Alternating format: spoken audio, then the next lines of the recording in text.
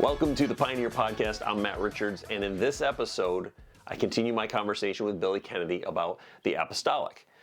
Now, one of the key things that you will find with the Apostolic, and Billy talks about this in this episode, is two things. It is the anointing for breakthrough and wisdom to build. So sit back, enjoy the watch or the listen, and we'll see you on the other side. So last time we were talking about the apostolic gifts in the church, how they are meant for us to, it's meant for us to be used in the church, or it's meant to be used in the church, and how it's going to grow the church and move the church. And you were saying in your life, you felt that way for 20 years. You had apostolic moments in your life that you were stewarding well, but then God called you into that moment when they set you into, when someone said, hey, Billy should take this over, Billy should do this. And then it was like that moment was, all that time came to culmination, and it was like, okay, now I have that ability to lead in my apostolic gifting. And I think that is so important, that apostolic leadership needs to be recognized and received. So Paul went off in Acts 13 with Barnabas. They began to operate in an apostolic way, but came down to Jerusalem to be received by the apostles based in that church. So I don't think that people can just set up their own ministries and go, Apostle Billy's ministry, international, global, blah blah blah. No. We get out, we do what God's called us to, and other people who are also gifted recognize and receive that. So I think that's an important thing to understand, is that we just can't self-proclaim. We just get our head down, we do what God calls us to do, and others begin to see and recognize that. So I think apostolic leadership can never be imposed or demanded, but it has to be invited and received. So I think that is, I'm looking to see the Christ-like humility in people who are called by God into the apostolic leadership. So that takes away some of the fear of the abuse of the role.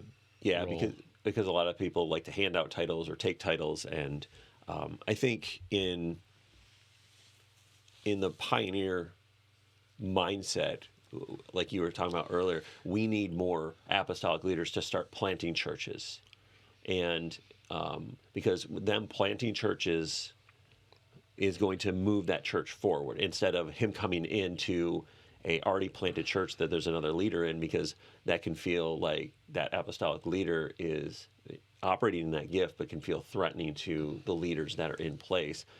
Not that that person is trying to, but just that's their mindset, and their movement is just, that's who they are, and that's what God has called them to do. So it can feel threatening sometimes to other leaders around them. So I think that if I were to think about what does an apostle do, or how are they graced, we will look at the other Ephesians 4 ministries at some other points in this podcast series. But I would say, if I was to hone it right down, what does an apostle do, or how are they gifted? So that, if you remember, they are about maintaining the momentum of the movement of church. I think there's two things that an apostle primarily is focused on. Number one, they have an anointing for breakthrough, and secondly, they have a wisdom to build. So I think those, for me, are the two key elements of apostolic ministry. Repeat those one more time. I like that. They have an anointing for breakthrough, and they have a wisdom to build. So if you take the first one, Paul said in Romans 15, it was always my ambition to go where Christ wasn't known. And so he would go to a place, go to a town, go to a city, and break through and establish something. And I think that's where apostolic leadership begins, is that they have an anointing and an authority, because with anointing comes authority. And so they carry that authority as ambassadors of the kingdom of heaven to go to a place and to establish something fresh. And so you read the life of Paul in the book of Acts, and he's going from town to town. He's connecting. He's going to the synagogue, or finding individuals, or and seeing breakthrough take place in those towns and in those cities. Yeah. And so apostolic leaders have that ability to step into places where there's nothing. Yeah. They have a gift of faith to believe that in this place something could take place, and they plonk their feet in the ground, and stuff begins to happen. Yeah. And so it's not about, as we said last time around, it's not about a model or a strategy. It's about the person who carries that divine unction to be able to see something happen in that place. Yeah. So I think that's the first thing, is that they see possibility. They have the anointing for the breakthrough, and the breakthrough could be a divine connection or supernatural healing. I mean, I was talking to one guy who's based in Kenya a number of years ago, and he was clearly an apostle, and he went to a town to preach, and there was a funeral taking place, and he saw the person in the coffin raised from the dead. Now that's like so the whole village believed. Yeah. Now I can't say I have seen anything quite as extreme as that, but there is that ability to step in and go, no, God can do something here. Yeah. Yeah. So I think that's the first thing, and the second element of apostolic anointing is there's a wisdom upon the people to build. And so Paul describes himself as a architecton, as a wise master builder. So he's able to see the whole picture. He's able to see the whole plan.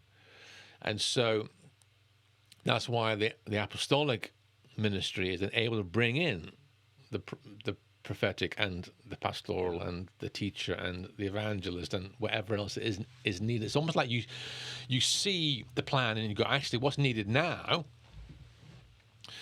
The foundations need to be laid, or we need to put the windows in the house, or we need the electrics, or we need the water in. So apostles have this wisdom, heavenly wisdom, to know how to build, how to add the next level onto a situation. And so I think they are the two key elements of apostolic leadership, that anointing for breakthrough, and that wisdom then to know how to build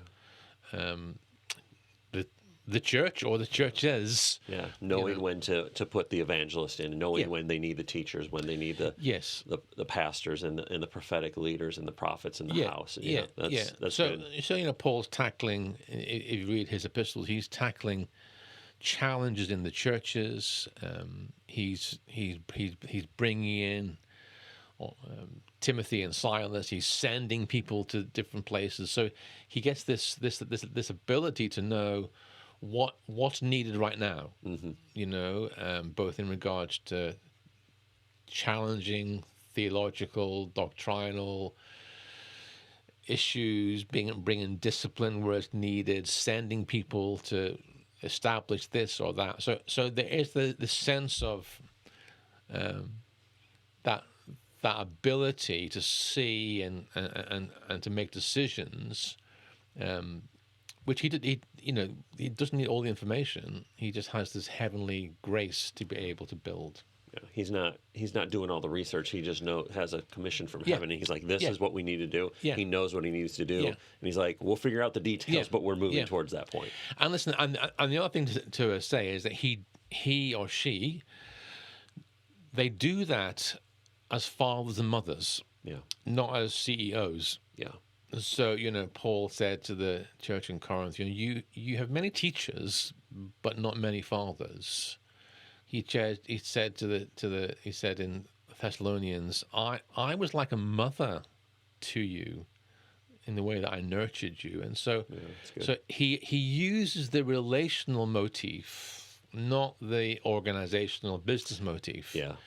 So we as parents, our kids are growing. We love them. We support them. We provide for them. We care for them. We protect them. Your daughter's just got married, and Yep. if her potential husband had been abusive, you would not have allowed that to take place. But No. she's stepping into a good relationship with a good person, and therefore you're happy to release her into that. Yeah, exactly. If I knew, same way with church, if I knew that bringing someone into our church, Yes. speaker, visitor, whatever, was going to cause damage to our church, that would not happen. Same way as protecting our child. We love our child and we protect our child. And if I knew I'm throwing my daughter to the wolves, it wouldn't happen, So I trust that I handed her off to a man of God who's going to take care of her and nurture her. Yes, exactly. So that's how Paul saw his apostolic ministry, in that relational way. So I think for me, as we operate in an apostolic role across Pioneer, there is both the element of seeing new things spring up, which happens from place to place, time to time. Yeah. But then it's often as well coming into situations where there's something already established, and how our grace and gifting, me as an individual and Pioneer as a network, what can we bring into this situation, which is maybe less about establishing something from scratch, but almost helping a local church or a network of churches break through. Yeah. Maybe they got a bit stuck, need some grace and anointing for breakthrough, but also then having that wisdom to know, well, what do we need to bring into this context to see this momentum continue to develop? So that would be how we would function. Someone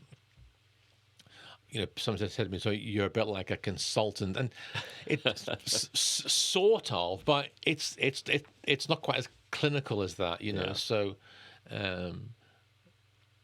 how you maintain the relational dynamic is the important thing for me, and so here I am. This week we're in Hesperia in Michigan, north of Grand Rapids. We've connected over the last few years, and so I'm committed to getting to know who you are and who the church is, and I'll step in with the grace gift that I've got, and hopefully, we'll help you move forward and make connections, and there'll be maybe things I see that I can help you with. Yeah. So I suppose that's how it works. Yeah. This sense of apostolic leadership. I'm connecting you to a broader network of friends across the US, but across the globe. Yeah. Where you're able then to have input and to receive. Yeah. And so that to me is where the network works, where it's not just about you receiving, but you're giving as well as receiving. Yeah, and that's one of the biggest things that I think I've mentioned to you is, as part of Pioneer, I don't want to just receive. I don't want to just take from the network, because that's just a one-sided. I want to be able to give back. And I think apostolic leaders need apostolic leaders in their life that have gone before them and said, hey, this is where we were. This is where we went. Yeah. These are some things that may work for you, and just giving them that wisdom of an elder apostolic leader to come into the churches and say, you can do this. You can encourage them, because sometimes apostolic leaders get discouraged by movement not happening, because they're always looking to move and to get the church going. And when sometimes they might get stuck in the mud, like you said, they just need that encouragement to we can do this. We can keep going on this. I think when I was growing up, the time I did hear the word apostle used was like a missionary is an apostle, and which we just talked about. Yeah. And there is an element of truth in that, but not every missionary is gifted apostolically. Yes. Then we recovered the term apostle, but then what happened is that the apostle was the leader of the network. So you go from everyone's an apostle to we only have a few, and it's a rarefied role. And I think it's somewhere in the middle. We need lots of people anointed by God Yeah. who have got the apostolic anointing. Now, Yeah. it could well be that yes, the network leader is an apostle, absolutely, but there are apostles who are called to a town, to a city, to a housing estate, to a region, and so the measure of the anointing or the calling may be limited to a specific geographical space, or a people group, or a nation, or the nations, and so I think there are different callings, and so I think we need lots of people in apostolic leadership roles. Yeah. So in Pioneer, there are lots of people who are apostles. It's not just me as the network leader. Yeah. You know, we have national apostolic leaders, we have regional apostolic leaders, we have apostolic leaders called to a town, called to a city, who demonstrate that gift. And it's not like a hierarchy where you grow from a town apostolic leader to a city to a nation. You know, that time may be what God's called you to. Yeah. And you need the anointing for breakthrough there, and you need the wisdom to build there. Yeah. And that might be what God called you to. Yeah. And so we need lots of apostles. So I think what we're looking to develop across Pioneer is like a company of apostolic leaders. That's good. I like that. Who are able to support, challenge, encourage one another. Yeah. Well, that gifting of apostolic,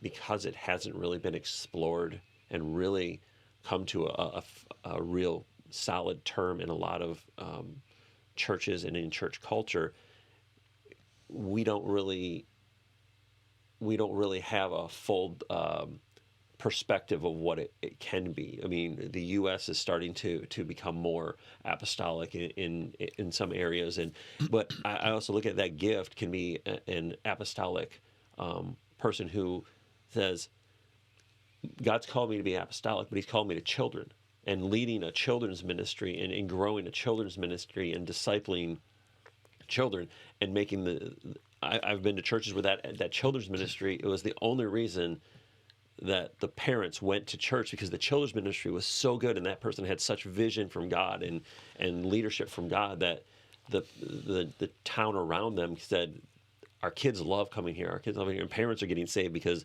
the apostolic leadership in the children's church had such great vision to lead and disciple and bring children in. Well, there's obviously a grace upon that person. Yeah. For more, I would say. Yeah, exactly. But that's that spot that they were at. But they did so well at it, and it was so evident that they had a calling in their life for that. Yeah. So I think that in our next episode, Matt, I think we'll talk about how to then develop networks. I think for me, that's apostolic leadership functions best when it's mobile, and therefore how you develop networks of church that enables the ministries to flow is what Pioneer is about. I think you said to me you have not seen that operate very frequently. Yeah, it's rare, especially where we're at too. We're a very rural area, so you don't see a lot of apostolic leaders in the middle of nowhere. So it's well, I'm not saying you don't, but it's very rare to see that and see those leaders operating in the areas that we're in. Yeah, great. All right. Well, hopefully, as well, in this on this podcast, you'll be able to talk to some apostolic leaders from across the globe. Huh? Yeah, we've got some. We're getting some guests lined up, so we're definitely going to be looking forward to that. So, hey, thanks for joining us for this episode of the Pioneer Podcast. We hope it blessed you. And if you want to find out more about Pioneer or Pioneer Podcast, all the links are in the description. So, if this blessed you, like it, share it, subscribe, and until next time. God bless.